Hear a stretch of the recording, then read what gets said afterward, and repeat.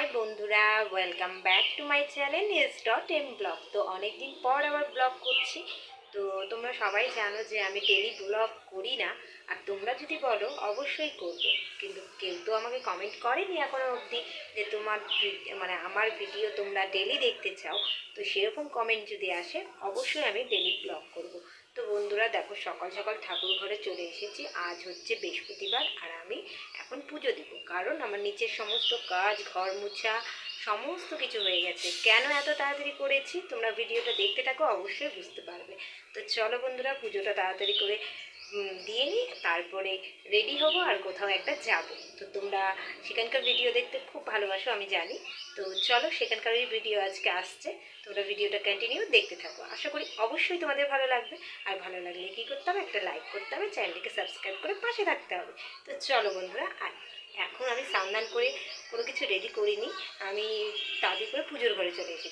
তো এবার তাড়াতাড়ি করে পুজোটা দিয়ে নিয়ে তারপরে কিছু খেয়ে বেরিয়ে যাব। তো চলো, ব্লগটা তোমরা দেখতে থাকো। তো বন্ধুরা, রেডি হয়ে বরমশাইয়ের সাথে বেরিয়ে গেলাম। তো বরমশাই যাচ্ছে গাড়ি নিয়ে, তাই বললাম যে আমাকে বাস ধরিয়ে দাও, আমি তো একা যাব। তো চলো, তোমরা ব্লগটা দেখতে থাকো। এখন বাড়ি থেকে বের হলাম, তারপরে গাড়িতে উঠে তারপরে তোমাদের সাথে আবার আসছি।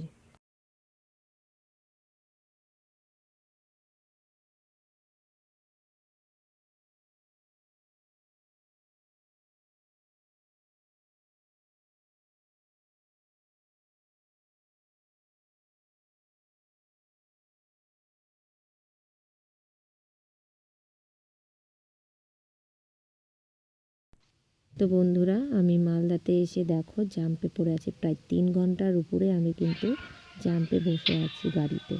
বর্মশাই গাড়িতে উঠিয়ে দিয়েছিল, তারপরে মালদাতে এসে দেখো জাম্পে পড়ে আছি। তো একটা খুব খারাপ ঘটনা ঘটে গেছে, সেটা তোমাদের সাথে আমি নয় পরেই শেয়ার করছি। তোমরা ভিডিওটা আগে দেখে নাও। এখন আস্তে আস্তে জামটা ছেড়েছে, এখন প্রায় 2টো বাজে। তো চলো, এখন জামটা যখন ছেড়েছে যাওয়া যাক, তারপরে গিয়ে তারপরে তোমাদেরকে আমি সব বলছি। তোমরা ভিডিওটা কন্টিনিউ দেখতে থাকো, তাহলেই বুঝতে পারবে যে আজকে আমার সাথে কি ঘটনা ঘটেছে। তো বন্ধুরা, এখন বাজে 3টা 27, আর আমি এখন দিদির বাড়ি পৌঁছে গেছি। তো এতটা লেট হয়েছে বন্ধুরা, তোমাদের কি বলবো। মোটামুটি 11টার দিকে আমি বাসে উঠেছিলাম, মালদাতে আমি 12টায় পৌঁছে সেই 12টা থেকে একদম 2টো অবধি কিন্তু আমি জাম্পে পড়েছিলাম। কেন বন্ধুরা বলো তো, মানে এমন একটা ঘটনা হয়েছে যে মানে মুখে বলতেও কেমন লাগছে। একটা 10 বছরের বাচ্চার সাথে খুব খারাপ ঘটনা হয়ে গেছে। তোমরা হয়তো অনেকেই জানো মালদার এই ঘটনাটা। তো সেদিনকার পথ অবরোধের জন্য আমাদের জাম্পে অনেকটাই বসে থাকতে হয়েছে। আমি ভয়েসটা তোমাদের পরে দিচ্ছি। তো তাই আমি খুব খারাপ একটা সিচুয়েশানের মধ্যে পড়েছিলাম, কারণ আমি এরকম কোনোদিনও পড়িনি। তো একাই ছিলাম, বাচ্চা কাচ্চা ছিল না, একা কোনো প্রবলেম হয়নি আমার। তবুও এমন একটা ঘটনা যে শুনলেই গা শিউরে উঠছে। একটা মেয়ের সাথে এরকমভাবে কেন করছে, কেন করলো, আর তাকে কেটেও ফেলে দিয়েছে। ব্যাপারটা শুনে সত্যি খুব খারাপ লাগছে। তারপরে অনেকক্ষণ বসার পর জ্যাম ছুটে এখন দেখো দিদির বাড়িতে এসেছি। একদম মুখ চোখ একদম কেমন হয়ে গেছে। এরকম ঘটনা আমার সাথে লাইফে ফার্স্ট টাইমই আজকে ঘটেছে।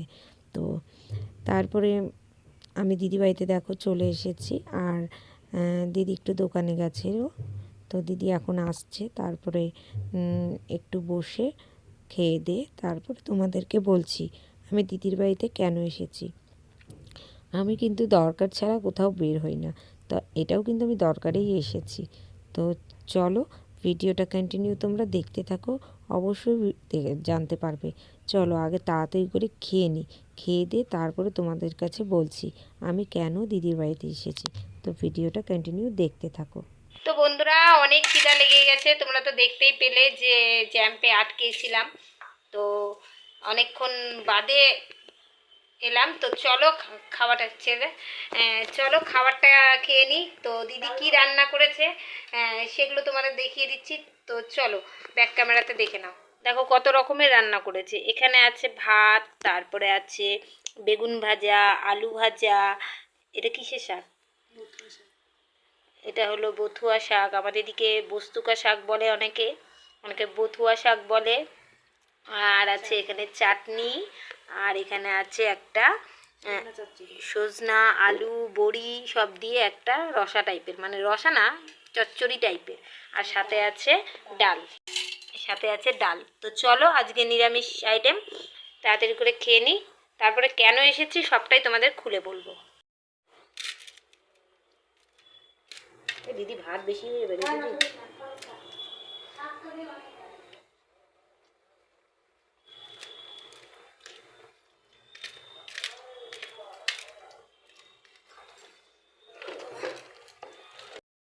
তো বন্ধুরা, খাওয়া দাওয়া কমপ্লিট করে আমি এখন বসে পড়লাম একটু। তো ভাবলাম তোমাদের সাথে কিছু কথা শেয়ার করি। তো আমি কেন দিদির বাড়িতে এসেছি, তোমরা দিদির বাড়ির ব্লগ দেখতে খুব ভালোবাসো। তো আজকে দিদির বাড়িতে চলে এসেছি, সকালে তো বলেছি তোমাদের। তো কেন এসেছি তোমাদের বলবো, তোমরা একটু শোনো আমার ভিডিওটা, পুরো ভিডিওটা দেখো, বুঝতে পারবে। তো দিদির বাড়ি আসার কারণ হচ্ছে এই যে দেখো ভাগ্নি। তো ভাগ্নি, তোমরা তো সবাই জানো যে আমার ভাগ্নি হাঁটতে পারে না। তো ওর কিন্তু এবার মাধ্যমিকে মানে এক্সাম দেবে, মাধ্যমিক দেবে। তো কাল থেকে মাধ্যমিক পরীক্ষা শুরু, তাই তার জন্যই আসা। কারণ ফার্স্ট টাইম ও পরীক্ষা দিচ্ছে, আর ও একটু অন্যরকম সব বাচ্চার থেকে।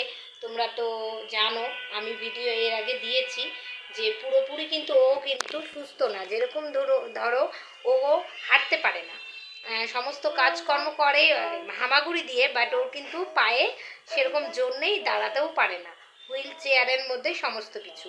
তো ওকে নিয়ে যেতে হবে কালকে পরীক্ষা দিতে, তাই মানে এর জন্যই দিদির সাথে যাব বলেই ভাগ্নির পরীক্ষার জন্যই আসা। তো ভাগ্নি ফোন করে বারবার বলল, মাসি তুমি চলে এসো, আমার কালকে পরীক্ষা আছে। তো তার জন্যই আসলাম। তো চলো ভিডিওটা তোমরা দেখতে থাকো, আর কালকের ব্লগ আসবে, পরীক্ষা দিতে নিয়ে যাব সেটারও আসবে সব কিছু। তো চলো ভিডিওটা কন্টিনিউ দেখতে থাকো।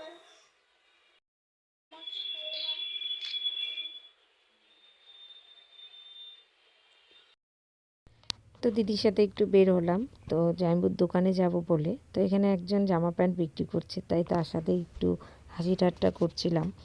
তো দেখো ইটাহার শহরটা কিন্তু এখন বেশ জমজমাট হয়ে গেছে। আর এদিকে দেখো দিদি আর আমি বেরিয়ে পড়লাম ভাগনাকে আনতে। ভাগনা টিউশনে গেছে, তাই দিদি আর আমি আনতে যাচ্ছি। তো চলো ভাগনাকে নিয়ে তারপরে তোমাদের সাথে আবার আসছি।